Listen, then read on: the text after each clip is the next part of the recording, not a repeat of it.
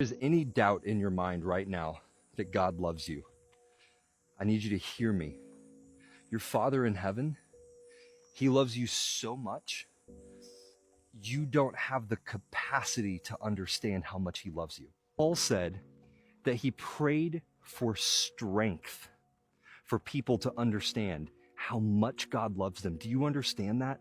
Do you understand that it takes supernatural strength to begin to even scratch the surface of understanding the magnitude of the love of God for you that is beyond all understanding? If you have kids, there's nothing you wouldn't do for your kids. I want you to imagine sending one of your own children to die a torturous death on behalf of your worst enemy. That is what God did to demonstrate His love for us. The crazy thing is this: it was to convince us that He loves us. It wasn't just about the sin. People make such a big deal about sin as if God couldn't just snap His fingers and make sin go away. It was never about the sin. It was always about us. It was always about convincing us how much He actually loves us. But it's always been about. This is what the whole lie was about at the very beginning. Satan's lie to Eve was not about God keeping wisdom from her.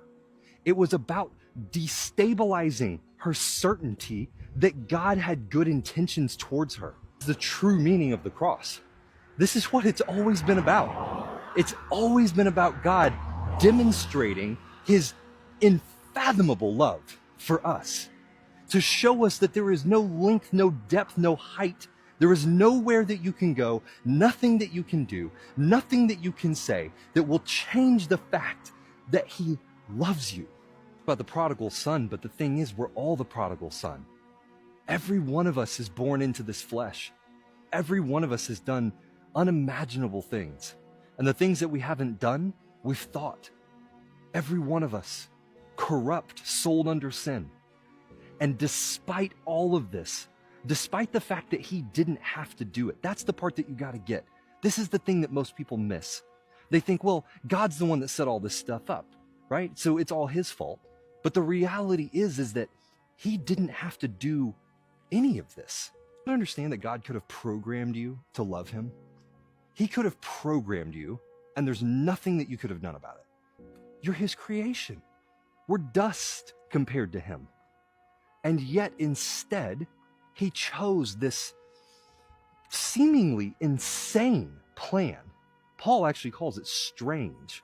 This strange plan that would require Him to step off of His throne, out of the heavens, into the earth, to sacrifice Himself on a cross at the expense of everything, just to demonstrate that He loves you, how important you are.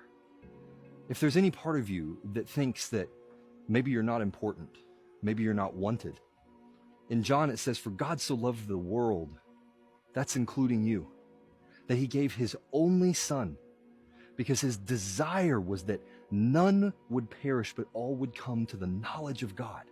He loves you more than you could possibly begin to understand, more than you have the capacity to comprehend in your mind.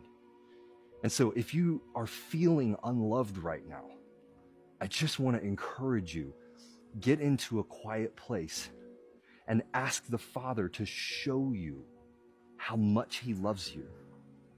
Go read the cross. Read about the moment where Jesus is hanging there at the edge of life and He says, "Father, forgive them, for they know not what they do." Verse where Jesus says, "Come to me, you who are weary and burdened, and I will give you rest for your souls." Whatever you do, don't go another moment without knowing unequivocally that He loves you. Shh.